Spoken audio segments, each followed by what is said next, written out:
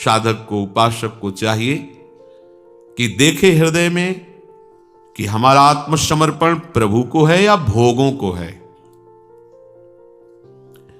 किसी भोग का, किसी व्यक्ति का, वस्तु का, स्थान का आश्रय है या प्रभु का। अपने जीवन में सदैव देखते रहना चाहिए हमारा जीवन भगवत परायण है या भोग परायण है। उपासक और विषयी बड़ा भेद होता है, साधक और विषयी बड़ा भेद होता है, क्योंकि उपासक की प्रत्येक कर्म, प्रत्येक चेष्टा केवल प्रभु के लिए होती है। ध्यान दीजिए, उपासक और विषयी, इनमें बड़ा भेद है। उपासक की प्रत्येक चेष्टा, प्रत्येक कर्म केवल अपने आराध्य देव की प्रसन्नता के लिए होता है। हमारा आराध्य देव प्रसन्न रहे, हम कहीं उनके प्रतिकूल आचरण ना कर बैठे, ये उपासक की वृत्ति रहती है। और विषयी पुरुष का प्रत्येक कर्म भोग होता है, उसका चिंतन भोगों का, कर्म की चेष्टा भोगों की, तो परिणाम महाविष होता है, बड़ा दुख अशांतिमय होता है। विषयी विषयों से आसक्त होकर के राग द्वेष पूर्वक पूरा जीवन जलता रहता और मरने के बाद नरक यंत्रणा को भोगता है। साधक इन द्वंद्वों को सहता हुआ शांति के मार्ग में आगे बढ़ता हुआ प्रभु के परम पद को प्राप्त होता है। द्वंद्वों को सहता हुआ प्रारंभ में उसको ये जलन सहनी होगी, मान अपमान की, दुख सुख की, लाभ हानि की परवाह न करते हुए निरंतर भगवद आश्रित होकर भजन परायण, तो उसकी शांति बढ़ती चली जाएगी और वो परम शांति, परम पद में उसे आरूढ़ कर देगी। विषयी विषय चिंतन करता हुआ, विषय भोग करता हुआ, राग द्वेष से जलता हुआ परिणाम नरक यंत्रणा का भोग प्राप्त करेगा। उपासक बनने का अर्थ ये नहीं है कि उसको ये अभिमान हो जाए कि मैं सबसे श्रेष्ठ हूं, ये बहुत घातक बात है। उपासक की तो वृत्ति होनी चाहिए तृणते नीच अपनपो कहे, अपने को सबसे छोटा समझे, तृणादपि सुनीचेन। ये बड़ी भारी भगवत प्राप्ति में रुकावट की बात है कि मैं इन सबसे कुछ अलग हूं, श्रेष्ठ हूं। जहां ये बात आई, दूसरे में दोष दर्शन शुरू हुआ, साधक का नाश हो जाता है, अर्थात तो साधना से भ्रष्ट हो जाता है। बहुत ध्यान देने योग्य बात है। दूसरों में अपने आराध्य देव को देखकर अपने में सदैव सेवक भाव रखना, सबको मन से प्रणाम करना, दूसरों को तुच्छ मानना, दोषी मानना, अपने को गुणवान और श्रेष्ठ मानना, ये परमार्थ के पथिक के मार्ग में भारी रुकावट है, वो आगे नहीं बढ़ पाएगा। अगर एक छोटी सी ऐसी वृत्ति हो तो उसका त्याग कर दो। सब में प्रभु हैं, वो स्वांग कर रहे हैं, कहीं अच्छे का कहीं बुरे का। आप स्वांग के दृष्टा हैं, आप उसको देखिए, स्वांग को स्वांग की तरह देखिए कि ये जो सामने दुराचारी का स्वांग कर रहा है, ये दुराचारी नहीं है। इस माया नाटक मंच पर मायापति ही ऐसा नाटक कर रहा है, इस स्वांग कर रहा है, कभी वाराह का, कभी कच्छप का, कभी नरसिंह का, कभी राम कृष्ण विविध रूपों, और फिर चराचर जगत का, ये वही स्वांग कर रहा है। दूसरा, वो अपने आप से अपने आप का विस्तार कर लेता है, अपने आप में अपने आप को समेट लेता है। इसलिए सबको प्रणाम करो। गोस्वामी तुलसीदास जी, सिय राम मैं सब जग जानी, करहूं प्रणाम जोर जुग पानी। सबको प्रणाम। सर्वान्वस्ततया निरीक्ष परम स्वाराध्य बुद्धिर्मम, मेरे आराध्य देव ही सब रूपों में स्वांग कर रहे हैं। उपासक किसी को भी ऐसे वचन, ऐसी चेष्टा ना करे कि उसके हृदय को पीड़ा पहुंचे। विद्या के अभिमान में, त्याग के अभिमान में, भजन के अभिमान में, धन के, जाति के, साधना के, भक्ति के, ज्ञान के किसी अभिमान में आकर किसी को ऐसी चेष्टा, ऐसे वचन ना बोले। परुख वचन कबहु न कहाई, कि वो अंदर से दुखी हो जाए और सोचे कि मैं किसी योग्य नहीं हूं ना, इसलिए तो बड़े हैं इसलिए गए आप। अगर वो हृदय से दुखी हो गया तो वहीं बैठे हुए हैं प्यारे, उनको ताप पहुंचेगा, उनको ताप पहुंचेगा तो आप सेवक कहां रहे, उपासक कहां रहे। अपने आराध्य देव को कष्ट पहुंचा रहे हैं, उनके प्रतिकूल चल रहे हैं तो आप उपासक कहां रहे। सावधान।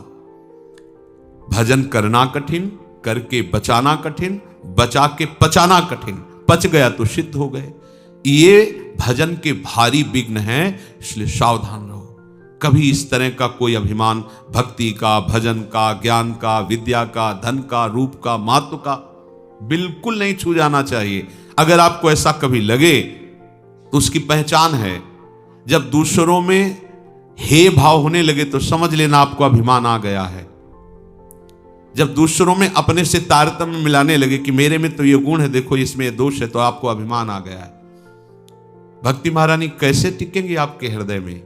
विद्या, रूप, महत्व, कुल, धन, यौवन, अभिमान सट कंटक देखे जहां राहे न भक्ति निदान। ये बड़े बड़े कांटे हैं, इन पर भक्ति महारानी कैसे सुकोमल चरणों से चलकर तुम्हारे हृदय में आएंगी? नहीं आएंगी। अभिमान छू न जाए। वृंदावन ई विधि बसे तज के सब अभिमान, यही सब अभिमान। उपासक को अभिमान से दूर रहना चाहिए। कभी ऐसी कोई बात अपने में दिखाई दे सद्गुण की तो समझ लेना अभिमान आ रहा है। प्रभु को पुकारो कि नाथ संभालो, ये अभिमान आ रहा है, वही ठीक कर देंगे। अपनी उपासना से हटे नहीं, किसी की उपासना को नीचा समझे नहीं। अपने को कोई गलत कार्य करना नहीं, दूसरा कोई गलत कर रहा है तो हमारा आराध्य देव अंदर से भाव रखना है, बाहर से व्यवहार नहीं रखना। बाहर से संभाषण भी नहीं करेंगे, अंदर से आराध्य देव का भाव रखकर न उसकी निंदा करेंगे न उसकी स्तुति करेंगे। नाली के कीड़े में, कुत्ते में, देवता में, सब में हृदय मंदिर पर बैठे हुए उपासक अपने आराध्य देव को देखता है।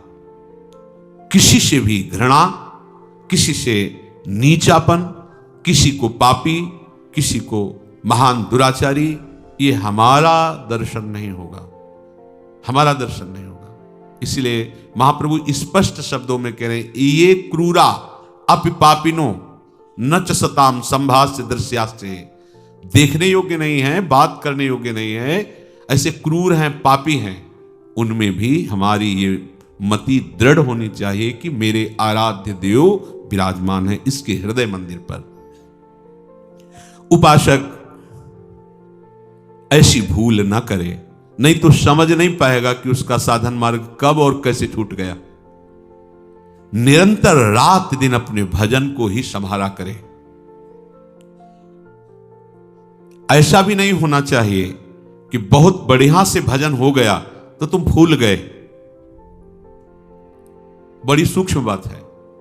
बहुत बढ़िया आपका दिनचर्या चल रहा है, कई घंटे भजन हुआ, अब आपका मन धीरे से आपसे प्रार्थना करेगा, देखो इतने घंटों से भजन कर, थोड़ी देर का अवसर दे दीजिए, थोड़ा हंस खेल लीजिए, थोड़ा मनोरंजन कर लीजिए, थोड़ा घूम लीजिए, इधर उधर देख लीजिए।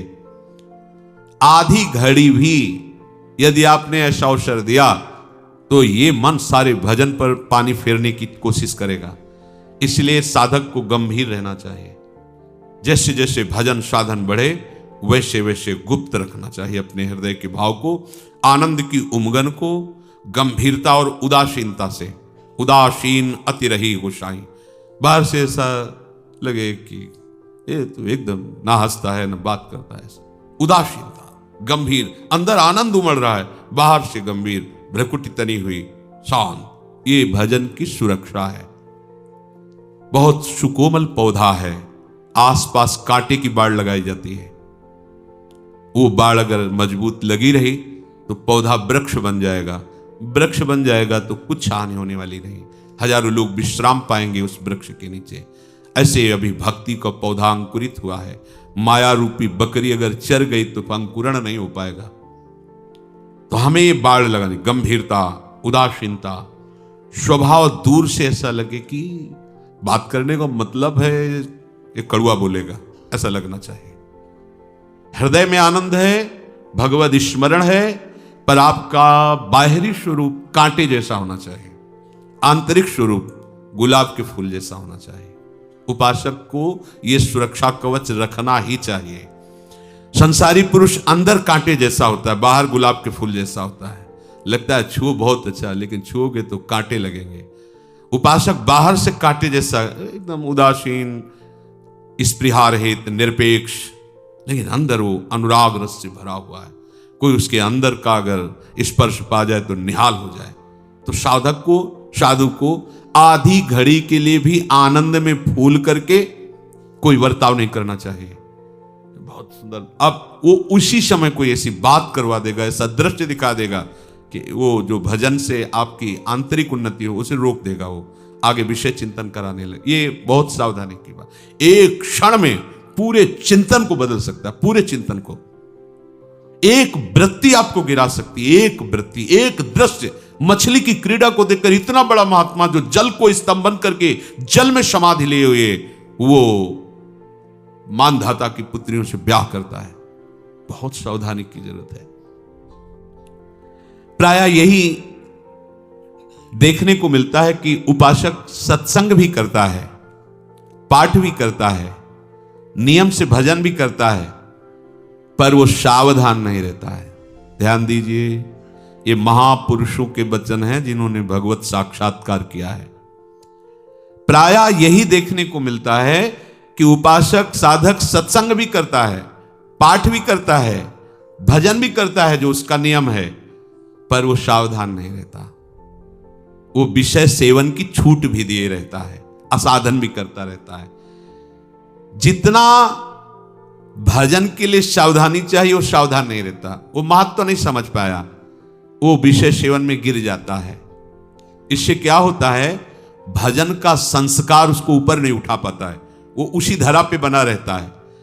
अब वो रात दिन ये सब करने पर भी बहुत काल तक उसको कोई दिव्य अनुभूति नहीं होती, तो फिर वो निराश हो जाता है कि 20 वर्ष हो गए, सब कोई दिव्यता तो आई नहीं। कोई दिव्यता कैसे, चलनी में गैया तू है और दोष दैव का दे।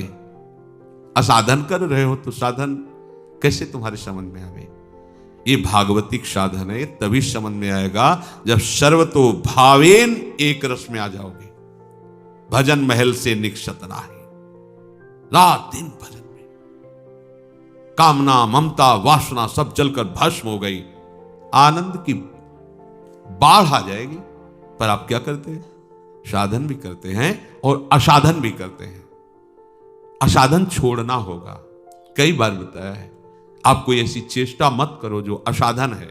जानते हो आप ऐसी चेष्टाएं करते हुए, अगर हमारी बात को याद रखना, यौवन अवस्था में आप अपने को नहीं संभाल पाए तो वृद्धावस्था की आस छोड़ दो कि आप भजन कर लोगे और संयम में रह लोगे। ये बात याद रखना। अगर यौवन अवस्था में आप अपने को संभाल ले गए तो तुम्हें कोई भ्रष्ट नहीं कर सकता। ये बिल्कुल अनुभूत विषय है।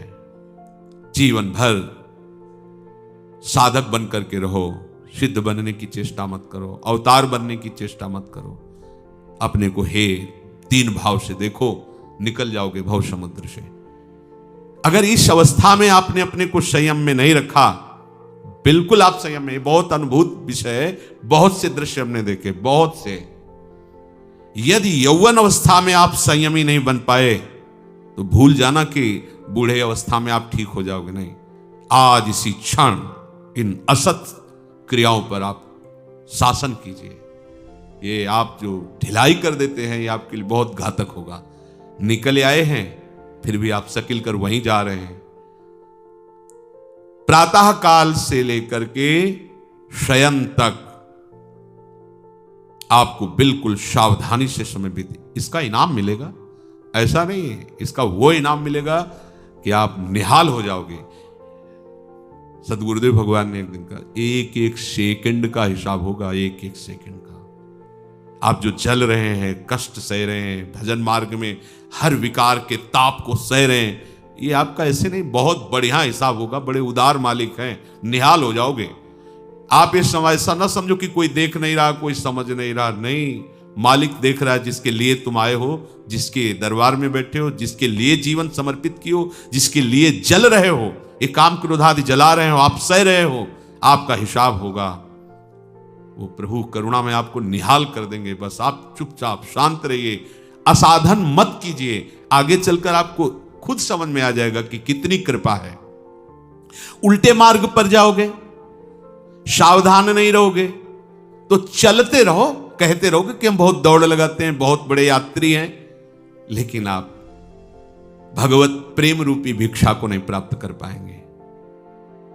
उल्टे मार्ग पे जाओगे, दौड़ते रहो, चाहे जितनी रफ्तार तेज हो, तो आप पहुंच थोड़ी जाओगे। भगवत प्रेम रूपी भिक्षा आप नहीं मांग पाओगे, नहीं मांग पाओगे। मन चाहे भोग चाहो, मान सम्मान चाहो, और प्रभु का प्रेम चाहो, ऐसा कैसे हो सकता है? जो भोग चाहता है, मान सम्मान चाहता है, वो बात भले प्रेम की कर ले, प्रेम की चाह भी नहीं कर सकता। मुंह से बात करना अलग बात होती है। प्रभु आपके स्वरूप ही, आपकी आत्मा ही है, उनको कुछ कहने की जरूरत नहीं, वो हृदय से जानते हैं। आपके अधिकार के अनुसार आपको प्राप्त होगा, ध्यान रखना। अगर आपने अपना अधिकार भोगों तक ही रखा है, तो आप दिव्यता की अनुभूति नहीं कर सकते।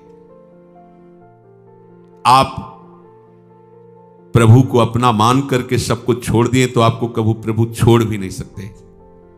आपने सबको छोड़ दिया, प्रभु को पकड़ लिया, प्रभु ने आपको पकड़ लिया। आपके हृदय प्रभु बन गए, प्रभु के हृदय आप बन गए। आप प्रभु के सिवा किसी को नहीं जानते, तो प्रभु आपके सिवा किसी को नहीं जानते। बहुत सुंदर बात है। परम स्वतंत्र भगवान दुर्वासा जी से कह, अहम भक्त पराध। ओह, गजब कर दिया। अखिल ब्रह्मांडों के स्वामी, अनंत शक्तियों के स्वामी कह रहे हैं, ऐ द्विज, मैं भक्त के अधीन हूं, तो मेरा अस्त्र भी भक्त के अधीन है। जाओ, पैर पकड़ो जाके भक्त के। यहां भगवान के पैर पकड़ने से काम नहीं चलेगा, उसके जाओ। अहम भक्त पराधीनो अस्वतंत्र इव द्विज। मैं स्वतंत्र नहीं हूं, मैं भक्त के अधीन हूं। ये बात भगवान, इससे बड़ा कौन सम्मान दे सकता है? इससे बड़ा सम्मान कुछ हो सकता है? जिनका वेद यश गाते हैं, जिनको परम स्वतंत्र परमात्मा ब्रह्म कहा गया, वो स्वयं श्रीमुख से कह रहे, तुम क्या समझते हो मैं स्वतंत्र हूं? नहीं, मैं भक्त के अधीन हूं। अहम भक्त पराधीनो अस्वतंत्र इव द्विज। इससे बड़ा प्यार क्या हो सकता है? इससे बड़ा दुलार क्या हो सकता है? इससे बड़ा सम्मान क्या हो सकता है? इसलिए सावधान, निश्चित निश्चित। ऐसे वचन प्रभु उन्हीं के लिए कहते हैं जो प्रभु के सिवा किसी को अपना नहीं मानते। भोगों का मिलना, भोगों का भोगना, एक चराचर जगत इसी में फंसा हुआ है। साधक उपासक इन्हीं से हटा है, तब उसे साधक कहा जाता है, उपासक कहा जाता है। वो भोगों की ओर नहीं देखता, वो प्रभु की ओर देखता है। वो भोगों की चाह नहीं करता, वो प्रभु की चाह करता है।